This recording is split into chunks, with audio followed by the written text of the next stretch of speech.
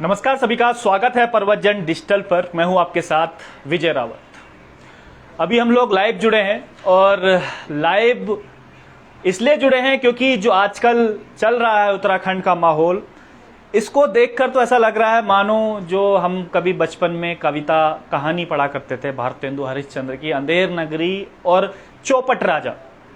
तो सेम उत्तराखंड के हालत इन दिनों मुझे लगता है इसी प्रकार हो गए। आप ये देखिएगा कि जिसने ये भारतेंदु हरिश्चंद्र की एक कहानी पढ़ी होगी, उसमें क्या होता है, उसमें एक जो मुजरिम रहते हैं उनको फांसी पे लटकाना होता है, लेकिन फांसी का फंदा बड़ा हो जाता है। इसलिए जो कहानी के मुख्य किरदार थे शुरुआत में, गुरु और चेला, तो जो चेला खा खाकर मोटा हो जाता है तो उसको फांसी पर लटकाने के लिए ले आया जाता है, यानी कि गलती किसी और की और सजा किसी और को मिल जाती। तो सेम जो हालत है उत्तराखंड में भी हो चुके हैं इन दिनों, जो आप देख ही रहे होंगे। गलती किसी की और सजा किसी को मिल रही है। एक तरफ री एग्जाम की बात हो रही है कि भाई आप री एग्जाम क्यों नहीं करवाते, जिन भर्तियों में धांधली हो गई है, जिसपे साक्ष्य मिल गए, उन पर कोई री एग्जाम नहीं हो रहे हैं, उन पर सीबीआई जांच नहीं हो रही है। और लेकिन जिन भर्तियों का अभी तक कोई नाम भी नहीं था, जिनको कोई जानता भी नहीं था, 5 भर्तियां वो कैंसिल हो गई। शक के आधार पर कैंसिल हो रही है, लेकिन साक्ष्यों के आधार पर वो कैंसिल नहीं हो पा रही है। वहां पर वो मेहनती और ईमानदार और चयनित छात्र, उसका नाम आ रहा है। तो सवाल आज यही बनता है कि भाई क्या मेहनती ईमानदार वो छात्र नहीं है जो 5 एग्जाम जिनके कैंसिल हुए हैं? आखिर कौन उनके सलाहकार हैं जो इस प्रकार की सलाह देते हैं कि भाई मेहनती और ईमानदार छात्र ये हैं, बाकी ईमानदार छात्र नहीं? तो अंधेर नगरी चौपट राजा इसलिए मैंने शुरुआत में कहा है, जो भारतेंदु हरिश्चंद्र की जो कहानी है, उत्तराखंड के सापेक्ष में देखें तो बिल्कुल इन दिनों एकदम सटीक उतरती है।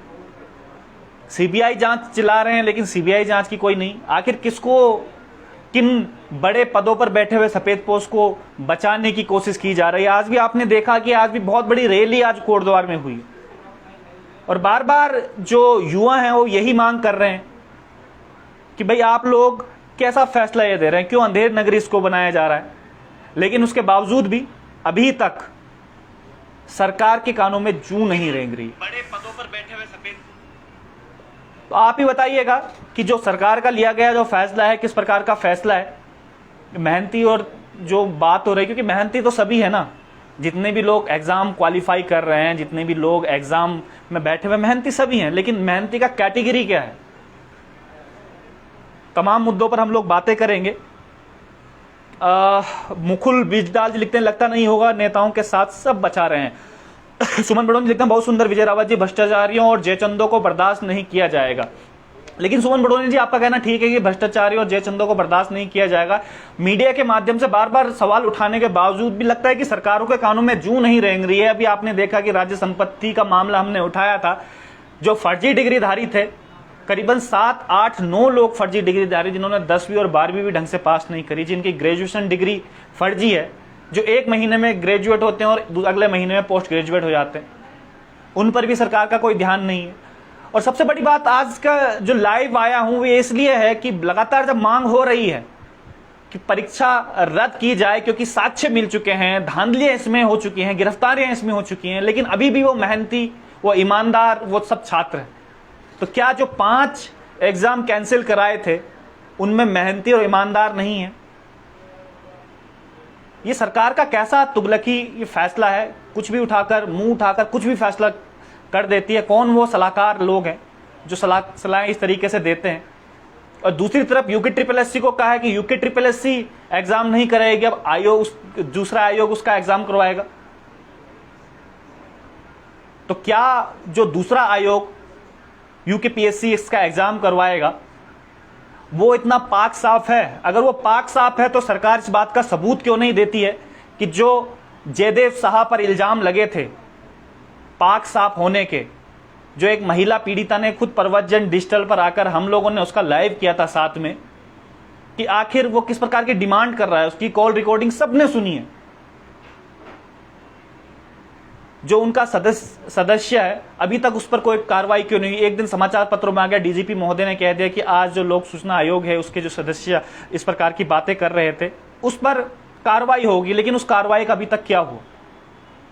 तमाम वो बातें हैं जो उत्तराखंड की जनता को बताना बड़ा जरूरी है। मैं कुछ लोगों का कमेंट पढ़ लेता हूं, आप भी लगातार बताइएगा इसमें कि सरकार का ये जो फैसला है वो किस तरीके से आप लेते हैं। लोकेंद्र राजपूत जी, लोक सेवा आयोग जी। विपिन कोठारी जी लिखते हैं कि नहीं, चोर हैं सब। हरी बाजपुर लिखते हैं सीबीआई इन्वेस्टिगेशन। तो हम इसीलिए बात कर रहे हैं कि सीबीआई इन्वेस्टिगेशन से आखिर सरकार डर क्यों रही है। डर किस बात का है भाई? सीबीआई इन्वेस्टिगेशन होगी तो जितने भी अपने आप को सफेद पोस्ट जो लोग कहते हैं, हो सकता है उनके नाम सामने पे आए। वो क्यों नहीं हो पा रहे अभी तक? उन अभ्यर्थियों के नाम सामने क्यों नहीं आए हैं जिन अभ्यर्थियों के बारे में कहा जाता है? क्योंकि ये तो खुद एसटीएफ बता चुकी है कि कई अभ्यर्थी इसमें हैं जो इस पेपर लीक मामले से जिनका चयन हुआ है, उनका नाम सार्वजनिक क्यों नहीं हुआ है? वन दरोगा भर्ती में तो हो गया था ना सबका नाम, तो इनका नाम क्यों नहीं हो रहा है? क्यों बचाने की कोशिश की जा रही है? सुमित जी लिखते हैं कि भाई जी कल सीएम सर के साथ मीटिंग है, लाइव होगा कि बंद कमरे में सीबीआई होगी? सिर्फ कैंसिल होगा। संदीप जी लिखते हैं कि सर यूके पीएससी में भी ऐसा ही है, हमें भी करप्शन, वहां भी करप्शन है। मोनिका नेगी लिखते हैं कि डरता है पुष्कर। सुदीप सिंह राणा जी लिखते हैं कि CBI investigation for UK SSSC exam. Kartik Rana लिखते हैं कि सीएम साहब वीडियो वाला धोखा युवाओं के साथ याद रहेगा। इतना बड़ा महा घोटाला और आप भावनाओं और गुप्तचर की भावनाओं में बहकर रद्द का फैसला अभी तक नहीं ले पाए। देखिए, फैसला यह है कि सीएम साहब के दो मानक क्यों हैं। एक मानक तो उनके लिए जो मेहनती हैं, जो ईमानदार हैं, खुद ही सर्टिफिकेट देते हैं मेहनती और ईमानदार का, कहते हैं मेहनती और ईमानदारों को इंसाफ मिलेगा। हम भी चाहते हैं कि मेहनती और ईमानदार को मिले, लेकिन जो भर्ती कैंसिल हुई है 5 भर्तियां, क्या उसमें मेहनती और ईमानदार नहीं थे? शक के आधार पर मात्र वो भर्ती कैंसिल हो गई। और एक तरफ जहां पर पूरे साक्ष्य मौजूद हैं, वहां पर कोई सीएम साहब की तरफ से कोई बयान नहीं आता है। तो हम समझें कि कहीं ना कहीं कुछ लोगों को बचाने की कोशिश हो रही है। जो सीबीआई जांच की मांग की जा रही थी, सीबीआई जांच की कहीं बात नहीं आ रही है, तो वहां भी बचाने की कोशिश हो रही है। उन अभ्यर्थियों का नाम सामने नहीं आ रहा है जिन अभ्यर्थियों का सिलेक्शन इसमें हुआ है, तो क्या उनको भी बचाने की कोशिश की जा रही है? क्योंकि हमारी खुफिया खबरों के अनुसार ऐसे अभ्यर्थी जो चयन हुए हैं उसमें कई ऐसे नेताओं के बेटे हैं, कई उन अभ्यर्थियों में से ऐसे बड़े बड़े अधिकारियों के बेटे हैं जिनका अगर नाम सार्वजनिक हो जाए तो उत्तराखंड में एक भूचाल आ जाएगा। तो क्या उन सबको बचाने की कोशिश की जा रही है, या उन सफेद पोस्ट नेताओं को बचाने की कोशिश की जा रही है जो बड़े बड़े पदों में बैठे हैं? एसटीएफ उनके गिरबान तक हाथ नहीं डाल पा रहा है, और मीडिया भी इस बात को ज्यादा तवज्जो नहीं दे रही है। मीडिया को भी बात पूछनी चाहिए कि ईमानदार जो छात्र हैं, कि ईमानदार की परिभाषा क्या है जो आप कह रहे हैं बार बार। इसमें तो 4,500 लोग हैं ना केवल, जो 5 भर्तियां कैंसिल हुई है। तो आप ये बताइएगा, आप कहते हैं कि इनको जो मेहनती है उनको हम अलग करेंगे, आसान किसको है करना? जहां पर 1.5 लाख बच्चे बैठे हैं या जहां पर 4,500-5,000 बच्चे बैठे हैं? तो इस प्रकार का फैसला ना ही यहाँ की जनता बचा पा रही है, नहीं यहाँ के जो बेरोजगार हैं वो यहाँ पर उसको पचा पा रही। डीएससी लिखते हैं कि प्रवचन स्टार भेजो। मोहन रावत लिखते हैं गुड। सुमित जी लिखते हैं कि किसी को बचाने, कार्तिक राणा लिखते हैं किसी को बचाने के चक्कर में खुद को बचा पाएंगे या नहीं, यह देखना इंपॉर्टेंट होगा। बिल्कुल इंपॉर्टेंट होगा कि किसी को बचाने के चक्कर में खुद को बचा पाएंगे कि नहीं बचा पाएंगे, क्योंकि आप देख रहे होंगे कि क्या युवाओं का काम यही रह गया है बस खाली कभी सचिवालय घेराव करो, कभी कोटद्वार में जाके घेराव करो, अलग अलग डिस्ट्रिक्ट में घेराव कर रहे हैं, बस यही युवाओं का काम रह गया बस खाली। आप उन युवाओं की पीड़ा क्यों नहीं समझ पा रहे हैं, उनका दुख क्यों नहीं समझ पा रहे हैं, और किस प्रकार के फैसले लगातार ये लिए जा रहे हैं जो पचाने बड़े मुश्किल है। मैं तो कल न्यूज देख रहा था, मैंने न्यूज देख के देखा, मैंने कहा ये किस तरीके का फैसला हुआ भाई? 5 भर्तियां कैंसिल आपने करवा दी, और आप दूसरी तरफ आपका बयान आता है कि चयनित छात्रों को उनका हक हकूर मिलेगा। तो क्या वो चयनित, वो मेहनती छात्र नहीं है? और दूसरा, आप जो आयोग है यूके SSSC, उसका एग्जाम कहते हैं लोक सेवा आयोग करवाएंगे। तो क्या जो सैलरी मिल रही है जो आयोग में बैठे हुए, यूके SSSC में बैठे हुए लोगों को, वो फ्री फंड की आप उनको तनख्वाह देंगे वहां पर बैठे बैठे? उनका काम यही तो था ना कि उत्तराखंड में जितनी भी ग्रुप सी के एग्जाम होते हैं या अलग अलग जो एग्जाम होते हैं जो स्टेट लेवल पे होते हैं, वो परीक्षाएं वो करवाएंगे। उनका काम यही है। और जब वो काम ये नहीं करेंगे तो क्या उसमें ताला जड़ा जाएगा? क्या जो अभी तक वहां पर नौकरी कर रहे हैं उनको किस बात की तनख्वाह जो हमारे टैक्स के पैसे से दी जाती है, उनको किस बात की तनख्वाह उसमें मिलेगी। गोविंद आर्य लिखते हैं, चिकित्सा सेवा चयन बोर्ड ने जो सोशल वर्कर भर्ती कराई थी, हाल ही में फर्जी अनुभव प्रमाण पत्र लगे हैं, उसकी भी जांच कब होगी? उसकी भी जांच पर आएंगे, क्योंकि एक काफी इंक्वायरी भी मिल रही है। गोविंद आर्य जी, आपने मेरे को कुछ डॉक्यूमेंट भी भेजे हैं, उसमें मैं देखूंगा, क्योंकि कई ऐसे प्रमाण पत्र जो फर्जी प्रमाण पत्र मिले हैं उसमें, उन पर हम लगातार इन्वेस्टिगेशन अभी हम कर रहे हैं। लेकिन इस बात का दुख बड़ा होता है जब इस प्रकार के तुगलकी फैसले जब लिए जाते हैं। बिट्टू राणा जी लिखते हैं, यूके पीसीएस की जांच कब होगी? लेक्चर में गर्ल थी, उसका मुद्दा क्यों दबा रहे हैं? हाँ, मैं वही कह रहा हूं ना, वो जो महिला आई थी, पीड़ित महिला, आपने देखा होगा प्रवचन डिजिटल पर लाइव वो आई थी और उसने लाइव इल्जाम लगाया था।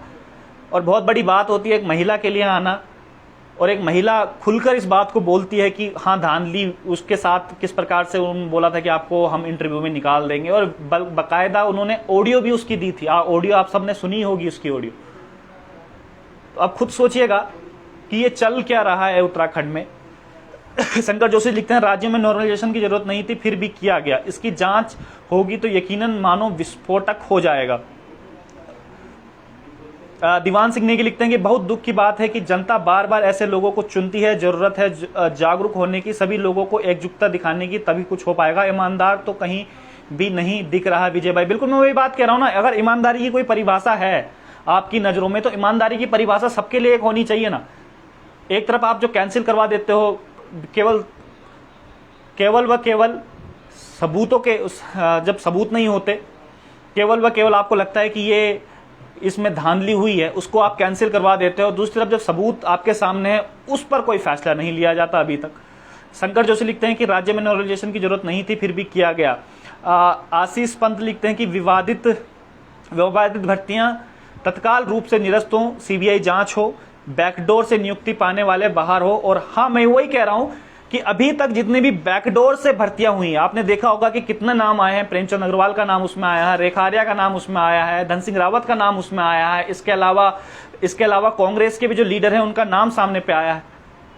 उन पर अभी तक कोई बात नहीं हो पाई, उनको अभी तक एक भी नोटिस जारी नहीं हो पाया उत्तराखंड सरकार की तरफ से, जो धाकड़ धामी जिन्हें हम कहते हैं उनकी तरफ से, कि एक नोटिस उनको दे दिया जाए और पूछा जाए कि भाई ये जो बैकडोर भर्तियां आपने करवाई है वो आपने क्यों करवाई है। बैकडोर भर्तियां किस आधार पे आपने वो बैकडोर भर्तियां करवाई है, उसके ऊपर अभी तक कोई फैसला नहीं लिया गया। सीबीआई जांच पर कोई फैसला नहीं लिया गया। री एग्जाम जो अभी वीडियो इतनी बड़ी धांधली हुई है, उस पर री एग्जाम का कोई फैसला नहीं लिया गया। लेकिन जिन भर्तियों का नाम भी नहीं था, केवल शक के आधार पर उनको कैंसिल किया जाता है। तो ये सोचने पर मजबूर करता है हम सभी को, जितने भी लोग बैठे हुए हैं उत्तराखंड में, जो इस आस के साथ बैठे हुए हैं कि उनके साथ इंसाफ होगा। तो टकटकी भरी निगाहों से जब देखते हैं इस तानाशाही फैसले को, दुख जरूर होता है उन सबको। कार्तिक राणा लिखते हैं, विजय भाई आपकी पत्रकारिता राज्यों के हजारों लाखों युवाओं की आवाज है, कोटि कोटि धन्यवाद। धन्यवाद कार्तिक भाई आपको। कपिल गंगोत्री लिखते हैं कि सर अब एसटीएफ वाले जो पकड़े जा रहे हैं उनके नाम क्यों नहीं बता रहे हैं, इनमें सवाल करो ना, अब नाम क्यों उजागर नहीं किए जा रहे हैं। क्योंकि मुझे लगता है एक लेवल जो था एसटीएफ का, वो लेवल अब पूरा हो गया है। अगर इससे ऊपर लेवल बढ़ेंगे तो हो सकता है कईयों के काले चिट्ठे खुलेंगे। और आपको इस बात का मैं विश्वास दिलाता हूं कि अगर एसटीएफ अपना काम सही से नहीं करेगी, अगर सरकार अपना काम सही से नहीं करेगी, तो मीडिया खुद उनका साक्ष्य लेकर, साक्ष्यों के आधार पर उनका नाम उजागर करेगी। अब ये ना सोचें कि आप अगर काम नहीं करेंगे तो वो उजागर नहीं होंगे। मीडिया के पास भी बहुत अपने इनपुट हैं और बहुत सारी ऐसे लोग अभी नजरों में हैं जिनका नाम खुलना बाकी है। अगर एसटीएफ इन नामों को नहीं खोलेगी, अगर सीबीआई इसमें जांच नहीं होती है, तो मीडिया खुद आकर इनका नाम खोलेगी, उनके नाम भी और अभ्यर्थियों के नाम भी खोलेगी। पत्रकार महोदय एक लिखते हैं, पत्रकार महोदय जी एक भर्ती तो अब तक साफ लग रही है, कनिक सहायक, क्या आपको जानकारी है इसकी ज्वाइनिंग कब हो रही है, बेरोजगारों के ऐसे में रहने वाली है। कनिक सहायक का मैंने पता किया था कि कनिक सहायक का कब होगी, तो जिस समय बडोनी जी थे उन्होंने सितंबर में कहा था। अब तो खैर जो नए सचिव मिले हैं वो तो मिलने का समय भी नहीं देते, जो नए सचिव साहब हैं। अनिल वशिष्ठ जी लिखते हैं, जिस भर्ती में 34-35 लोग पकड़े गए वो रद्द नहीं हुई, जिन भर्तियों में सिर्फ शक था वो रद्द कर दी गई। मतलब दर्द सिर में था और ऑपरेशन पैर का कर दिया। अनिरुद्ध वशिष्ठ जी बिल्कुल सही बात आपने कही कि दर्द हमारा सिर में था और जो ऑपरेशन है वो पैर का कर दिया गया। तभी तो मैंने शुरुआत में बोला है ना, अंधेर नगरी और चौपट राजा। अंधेर नगरी और चौपट राजा भरतेंदु हरिश्चंद्र की अगर हम कहानी पढ़ेंगे तो उसमें भी यही सब चीजें हैं। उसमें भी जो जिसको फांसी दी जानी होती है उसको फांसी नहीं दी जाती क्योंकि उसका फंदा बड़ा हो गया था। अब ऐसे गले को ढूंढा जा रहा था जिसका गला बहुत मोटा हो। और जो गुरु और चेला कहानी के मेन किरदार थे वो शुरू में जब आते हैं तो उस बेचारे को जो फूल फूल कर उस नगरी में मोटा हो गया था उसको फांसी के तख्ते पर वो पहुंचा देते। तो वही हाल उत्तराखंड का है कि जिन भर्तियों में अभी तक साक्ष्यों के आधार पर लोग पकड़े जा रहे हैं, लगातार नाम सामने आ रहे हैं, उनका कुछ नहीं हुआ और अन्य भर्तियां कैंसिल हो गई। और इस भर्ती में कहा जाता है मेहनती और चयनित छात्र। तो बड़ा अचरज होता है हमें, किसको बचाने की आखिर कोशिश की जा रही है। लगातार हम सवाल पूछेंगे। जब तक एसटीएफ अच्छा काम कर रही थी, एसटीएफ की हम लगातार तारीफ कर रहे थे, सीएम साहब के फैसले की भी तारीफ कर दे रहे थे, लेकिन ये फैसला किसी को भी पच नहीं रहा है कि ये फैसला अचानक से क्यों लिया गया। अशोक चौहान जी लिखते हैं, मुझे नहीं लगता कि भाई साहब सीबीआई जांच होगी, मंत्रियों के आरोप लगे हैं वो इस्तीफा क्यों नहीं दे रहे हैं, इससे बड़ा दुर्भाग्य क्या हो सकता है। युवाओं का अब रोड में उतर कर इस्तीफा मांगना चाहिए। रोड में भी उतर गए हैं भाई साहब, रोड में भी उतर गए हैं। सचिवालय घेराव कर दिया है, अभी जगह जगह अलग अलग डिस्ट्रिक्ट में घेराव कर रहे हैं। अब युवा अपनी जान तो नहीं दे सकता ना, अब क्या करेगा। मंत्री जो खुद प्रेमचंद अग्रवाल है वो खुद कहते हैं कि हाँ मैंने करवाई है, कर लो, क्या करोगे। उन्हीं जनता ने जिताया है, जिन्होंने इनको विधानसभा अध्यक्ष बनाया है, उन्हीं जनता ने इनको जिताया है। और वही यही इसी जनता के मुंह पर किस प्रकार से तमाचा मारते हैं, हाँ मैंने बैकडोर भर्तियां करवाई है। तो सोचिएगा उस व्यक्ति पर क्या बीतती होगी जब बड़े बड़े बैनर पोस्टरों में वो देखता होगा कि जीरो टॉलरेंस की सरकार जहां पर लिखा जाता है, भ्रष्ट मुक्त सरकार वहां पर लिखा जाता है, और वहां पर सबसे सर्वोच्च पद में बैठे हुए वो लोग इस प्रकार की बातें करते हैं। तो उस जनता पर क्या बीतती होगी उस समय, ये खुद सोचने वाली बात है अपने आप में। नेगी जी लिखते हैं कि बहुत सुंदर पत्रकार महोदय जी, धन्यवाद नेगी जी आपका। कपिल तुरज लिखते हैं कि सर एसटीएफ वाले जो पकड़े जा रहे हैं उनका नाम क्यों नहीं लिया जा रहा है। हम बार बार यही सवाल कर रहे हैं कि एसटीएफ वाले जब वन दरोगा भर्ती हुई थी तो उसमें नाम लिया गया था बकायदा कि कौन कौन लोग पकड़े गए। हमें भी तो पता चले ना कि कौन कौन वो लोग हैं, कौन कौन वो चेहरे हैं, कौन कौन वो मेहनती छात्र हैं, हमें भी तो पता चले कम से कम। और एक ट्रांसपेरेंसी जिसे हम कहते हैं, वो ट्रांसपेरेंसी बनी रहे सबके बीच। क्योंकि आप देखिएगा, क्योंकि 15 लाख रुपए देनी एक गरीब बच्चे के बस का नहीं है। ये वही लोग होंगे जो 15-15, 20-20 लाख जिन्होंने दिए हैं, जिनके माँ बाप या तो बहुत बड़े पॉलिटिशियन होंगे या तो फिर बहुत बड़े अधिकारी होंगे। दो में से एक चीज तो होना जरूरी है। हो सकता है इन्हीं को बचाने के लिए ये सब चीजें, इनका नाम उजागर नहीं हो रहा हो। ये तो सोचने वाली बात है ना कि हम लगातार जो बातें करते हैं, बात हम लोग जो लगातार कर रहे हैं कि इनका नाम सार्वजनिक करो, नाम सार्वजनिक करो, नाम आखिर सार्वजनिक क्यों नहीं हो पा रहे। किस बात का डर है एसटीएफ को, किस बात का डर है सरकार को। चोर को चोर बोलने में क्या गुरेज है, किस बात की गुरेज है। एसटीएफ कहती है कि नहीं नहीं वो तो नादान होंगे, उन्होंने बहकावे में आके दिया। भाई आप लो तो आप सबने पढ़ाया, हमने भी पढ़ाया, आपने भी पढ़ाया। रिश्वत लेने वाला जितना बड़ा गुनहगार होता है, रिश्वत देने वाला भी उससे बड़ा गुनहगार होता है। ये तो लो सभी को ही पता है।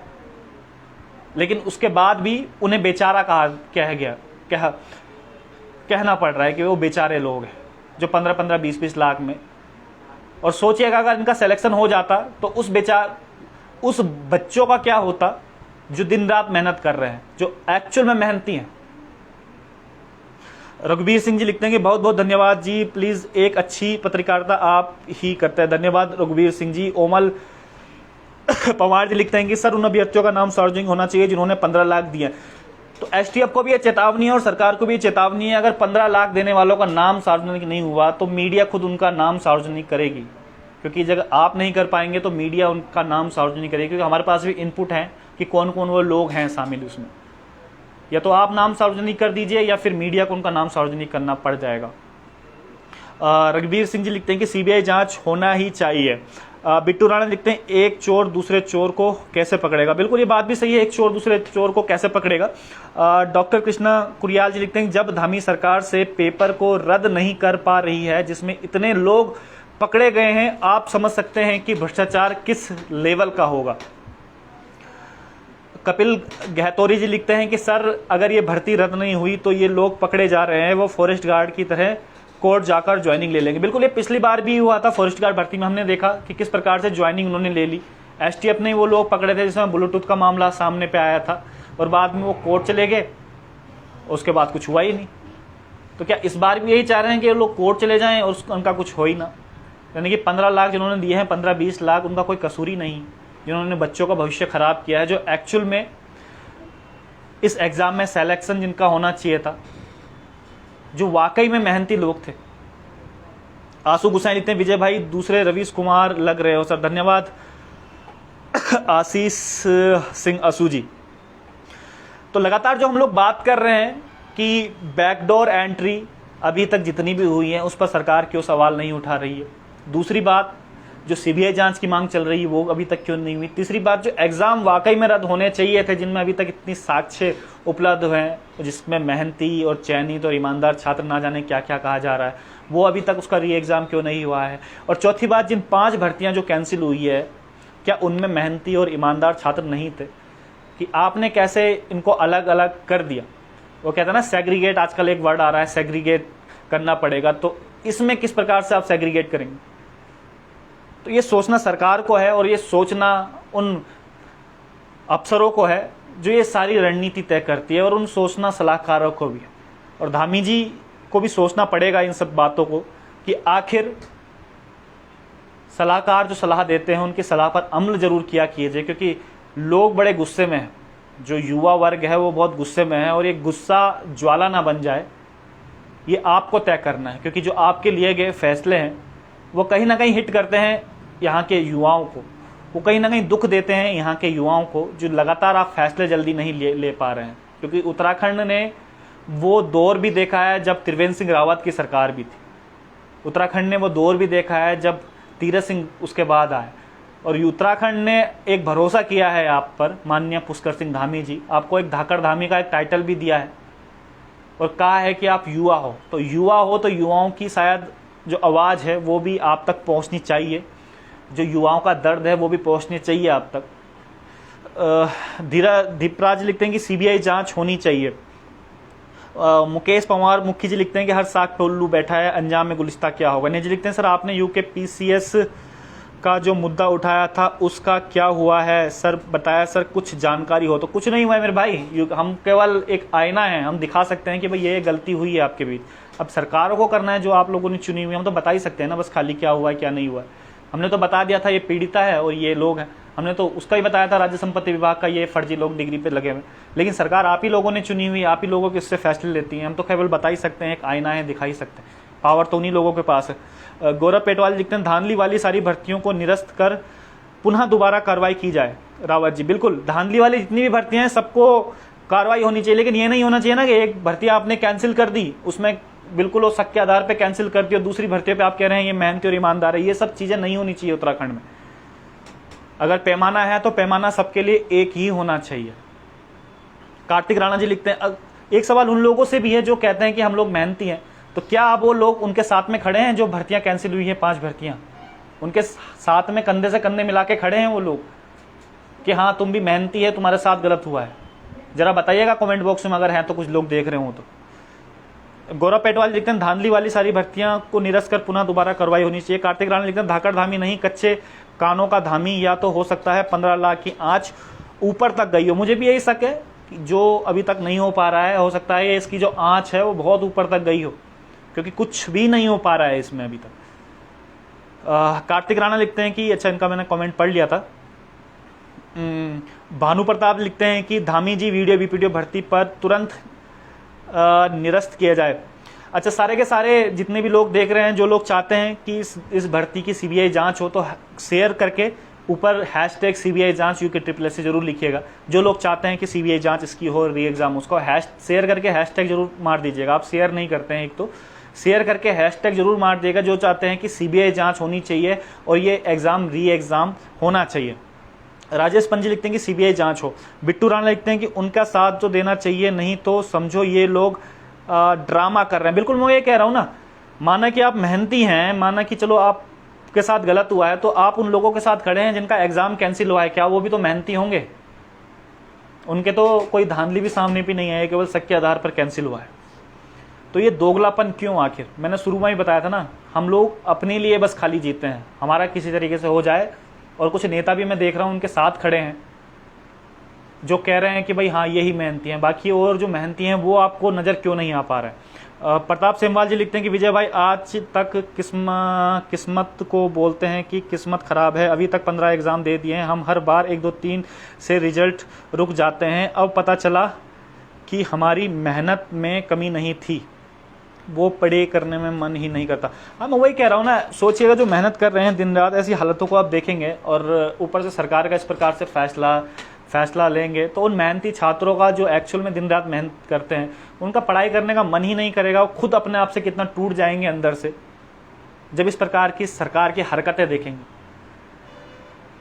गोपाल बेसवाल जी लिखते हैं कि सीबीआई जांच होनी चाहिए। संतोष सिंह फरसवान लिखते हैं अब यह मुद्दा भटका दिया गया है, अभी जो नया मोड़ ले रहा है भू कानून आने की तरफ है, भटकने नहीं देंगे संतोष जी, संतोष सिंह फरसवान जी, ये मुद्दा भटकने नहीं देंगे हम लोग, क्योंकि हम लोग कोई दूध पीते बच्चे नहीं हैं कि सरकार ने जो मुद्दा भटकाया और हम लोगों ने मुद्दा इधर से उधर कर दिया। सब लोग पढ़े लिखे वर्ग के लोग हैं, सब लोग जानते हैं कि क्या होने चाहिए इसमें, और इस प्रकार से अगर सरकार सोचेगी कि मुद्दा इधर से उधर भटकाने की वो कर सकते हैं कोशिश, तो वो नाकाम कोशिश होगी उनकी, क्योंकि मैं देख चुका हूँ युवाओं का आक्रोश जब सचिवालय में घेराव हुआ था, जो कुर्द्वार में जो घेराव हुआ है, तमाम डिस्ट्रिक्ट में अलग अलग डिस्ट्रिक्ट में जो घेराव हो रहा है, तो ये आक्रोश है जो अलग अलग जगह पे उबल रहा है, हर अलग अलग जिलों में ये आक्रोश उबल रहा है। और सोचिएगा जिस दिन आक्रोश ये विस्फोटक बन जाएगा तो इन नेताओं की वाकई में गद्दी हिल जाएगी उस दिन। प्रदीप सिंह राणा जी लिखते हैं कि कनिक सहायक 746 भी तो लखनऊ प्रेस में छपा था, वो कैसे पाक साफ हो गई, पता नहीं क्या फैसले लिए जा रहे हैं, वही तो समझ में नहीं आ रहा है। कनिक सहायक की सही बोल रहे हैं आप, 746 में जो लखनऊ प्रेस में छापा था वो कैसे फिर पाक साफ हो गई। राकेश मंगई जी लिखते हैं क्या उन लोगों पे कार्रवाई होनी चाहिए जो 15 लाख रुपए देकर नौकरी पाक, उनको कार्रवाई होनी चाहिए। कपिल गंगोत्री लिखते हैं कि सर एसटीएफ वालों की बस 35 ही पकड़े हैं, अब तो कोई पकड़ा ही नहीं जा रहा है, या फिर अब ये उनका बचाने की कोशिश की जा रही है। अब तो कह रहे हैं कि मूसा का एक नाम सामने आ रहा है कि मूसा सभी गिरोह का वो था। उत्तराखंड में हम लोग रह रहे हैं, आयोग हमारे पास है, मुख्यमंत्री यहीं कहीं है, और उत्तर प्रदेश का कोई आदमी आकर यहाँ पर इस प्रकार की धांधली कर देता है। मतलब किसको बेवकूफ बनाने का प्रयास किया जा रहा है। माना कि उसका संलिप्तता उसमें होगी, लेकिन इसका मतलब ये तो नहीं कि यहाँ के जो लोग हैं वो उसमें बच जाएंगे, उनका नाम आप सार्वजनिक नहीं करोगे। कहीं ना कहीं जो सफेद पोश है उनका नाम तो अब सामने पे आएगा ही आएगा। नेगी जी लिखते हैं कि सही कहा आपने, बिल्कुल। भानु प्रताप सिंह लिखते हैं कि मेहनत का कोई मतलब नहीं रहा जब तक भर्ती का लेवल पर लीक की गई है। बिल्कुल, ये तो सुप्रीम कोर्ट भी कहता है, सुप्रीम कोर्ट की साफ ये गाइडलाइन है, जिस भर्ती जो लीक हुई है वो कैंसिल होती है। क्योंकि कई हमने देखा है जो सुप्रीम कोर्ट में गए हैं, या तो सरकार ये चाह रही है कि बच्चे हाई कोर्ट जाएं, सुप्रीम कोर्ट जाएं, अपना पैसा वहां पर फूके, उसके बाद इसमें सीबीआई की जांच हाई कोर्ट द्वारा की जाए, जब फटकार यहाँ की सरकार को मारे, और जब यहाँ के जो सफ़ेद पोस्ट नेता हैं उनके नाम जब उजागर होंगे, मेरे ख्याल से यही ये सरकार चाहती है। क्योंकि बच्चे उसके बाद कोर्ट तो जाएंगे ही जाएंगे, चाहे वो पहले हाई कोर्ट जाएंगे उसके बाद सुप्रीम कोर्ट जाएंगे, और सुप्रीम कोर्ट का ये साफ तरीके से निर्देश है जिस भर्ती में धांधली हुई है वो कैंसिल होती ही होती है। आशीष गुसाई लिखते हैं हमाम में सब नंगे हैं। अशोक चौहान लिखते हैं उत्तरकाशी के ब्लॉक में मोरी में ग्राम पंचायत सरास ग्राम फेतेड़ी मामला है भाई। मैं देखूंगा, आप मेरे को जरा पर्सनली कमेंट इसमें कीजिएगा, मैसेज कीजिएगा। रविंद्र राजपूत लिखते हैं कि घूस देने वाले भी बहुत बड़े दोषी हैं जिन्होंने इस असली गंद मचाई है। बिल्कुल, वो सरकार उनको बचाने की क्यों कोशिश कर रही है। बार बार सवाल मैं यही पूछ रहा हूं कि बार बार सरकार उनको बचाने की कोशिश कर रही है कि जिन्होंने 15-15 लाख दिए हैं। अगर भ्रष्टाचार करने वाला गुनहगार है, लेकिन जो भ्रष्टाचार को बढ़ावा देता है वो भी गुनहगार है। अगर घूस लेने वाला गुनहगार है तो घूस देने वाला भी गुनहगार है। तभी तो वो गुनहगार हुआ जब किसी ने उसको घूस दी। अगर कोई घूस नहीं देता तो कैसे वो गुनहगार हो जाता। उनको बचाने की क्यों कोशिश की जा रही है, ये मैं आपको बता ही रहा हूं कि क्यों कोशिश की जा रही है। अगर इनके नाम खुलेंगे ना तो इनमें सभी जितने भी बड़े बड़े नेता हैं उनके बेटे, उनके भतीजे नाम शामिल होंगे। जो अधिकारी हैं बड़े बड़े, उनके बच्चों के नाम इसमें होंगे। लिख के ले लो आप इस बात को, लिख के ले लो। हमारे पास सबूत भी हैं इस बात के। अगर एसटीएफ उजागर नहीं करेगी तो हम लोग उनका नाम सार्वजनिक करेंगे। आशु गुस्साई जी लिखते हैं 2024 का मुद्दा गर्म रहना चाहिए विजय भाई। बिल्कुल। विजय खंडूजा लिखते हैं कि विजय भाई को नमस्कार विजय खंडूजा भाई। रतन सिंह लिखते हैं कि सभी विधायकों का घेराव किया जाए सीबीआई जांच के लिए। वर्मा दीप लिखते हैं कि जब बच्चों को पेपर रटा दिया गया है, ऐसा आपका कमेंट शायद ऊपर चला गया है अभी।